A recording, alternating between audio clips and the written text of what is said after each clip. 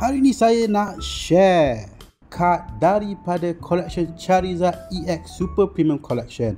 Tapi sebelum itu, tahukah anda pada 2001 Pokemon Crystal telah dikeluarkan oleh Pokemon Company.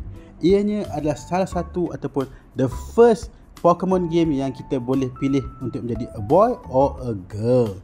Pokemon Crystal ni adalah combination daripada game Gold dan juga Silver, di mana Pokemon Lugia dan Ho-Oh adalah legendary Pokemon.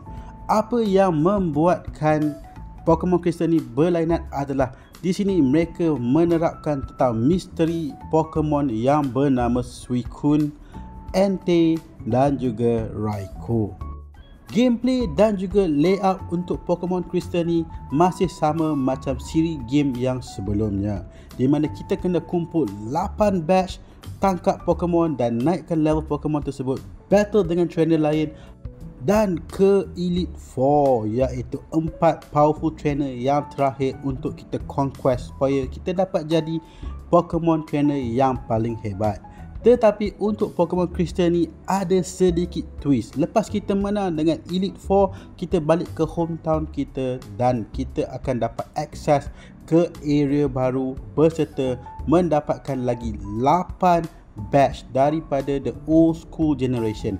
Ya, betul, the old school generation, iaitu zaman Blue, Red dan juga Yellow, di mana kita dapat berjumpa kembali dengan gym leader yang lama seperti Brock, Misty, Koga, Lieutenant Surge, semua yang old school. Dan bila kita dah dapat lagi extra 8, baru kita akan lawan sekali lagi the old school Elite 4 untuk membuktikan yang kita ni adalah antara Pokemon trainer yang paling hebat. Macam saya cakap tadi, siri Crystal ni mempertengahkan watak lain daripada Lugia dan Ho-Oh.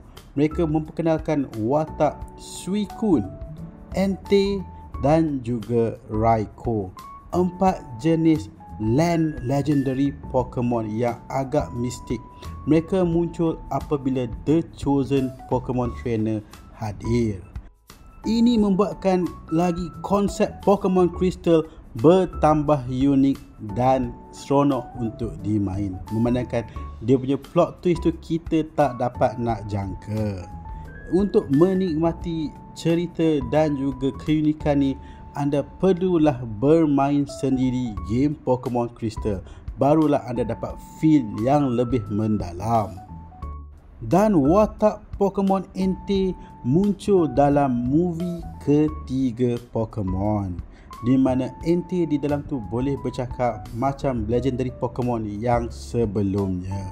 So ia membuatkan kita bermain game Pokemon Crystal tu bertambah istimewa lagi. So inilah kad-kad yang kita dapat untuk pack kali ini. Memang ada pelbagai jenis reverse holo dan juga holo. Holo kalau untuk the old school boleh dikatakan kad yang rare untuk siri tersebut. Tetapi untuk pack yang baru memang ada yang lagi rare seperti illustration rare dan sebagainya. Tambahan pula mereka pun ada secret rare. So sampai sini sajalah video saya ataupun informasi saya untuk kali ini. Jumpa anda next time. Bye.